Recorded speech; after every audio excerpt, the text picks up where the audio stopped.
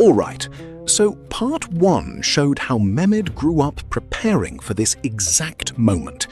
But now, it's game time. The Rumeli Hizar stands tall on the bank, while the galleys of Rome in the harbor have sank. But the chains of the water held the Bosphorus tight, so we moved the great mountains in the dead of the night. Over logs and through Greece, 70 ships took the land, a miracle wrought by a visionary's hand. The walls of Theodosius, though jagged and grand, could not hold back the tide of the Ottoman sand.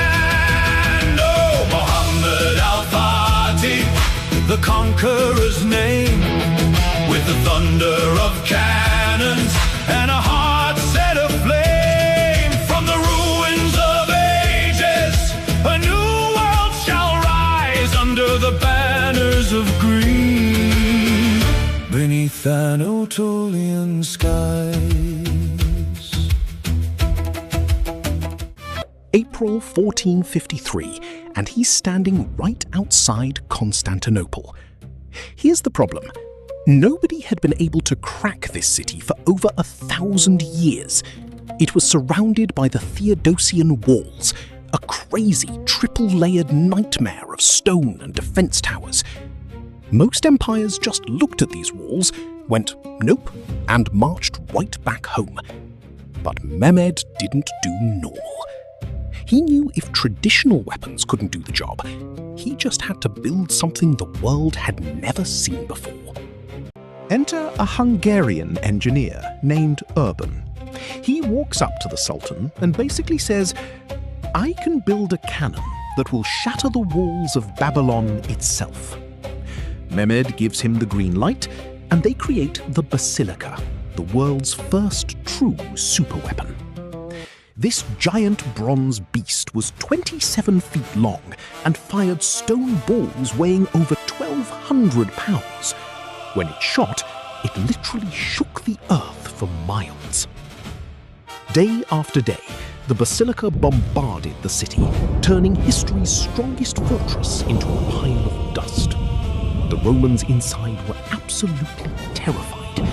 But just when Mehmed thought he had them cornered, the Romans pulled a massive defensive card that ground the entire Ottoman navy to a dead halt.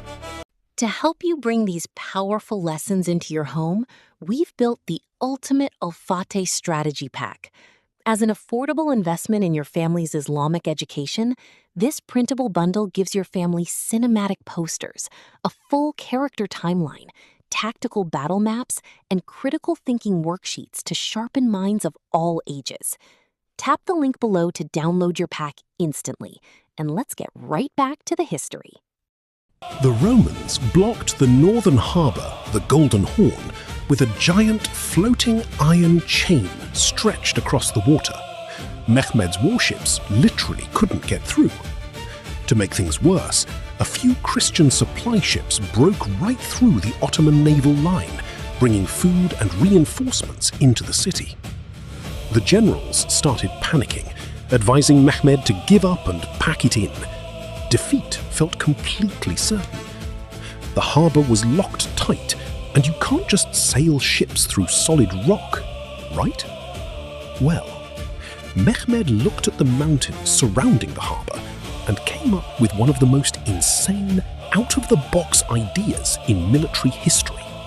Mehmed's response to the harbour chain? If we can't go through the water, we go over the mountains. In the dead of night, under total radio silence, engineers built a massive wooden highway right over the steep Galata hills and covered it in thick grease. Thousands of men and oxen literally dragged 70 fully armed warships up and over the mountain slopes. When the sun came up, the Romans looked out their windows and saw an entire Ottoman fleet sitting right inside their protected harbour, bypassed completely. It was an absolute engineering miracle, and it completely broke the defence. After 53 days of unrelenting siege, the impossible fortress finally fell. At just 21 years old, a young king did what dozens of empires failed to do for centuries. The 800-year-old promise was kept, and Mehmed II became Sultan Muhammad Al-Fatih, the Conqueror.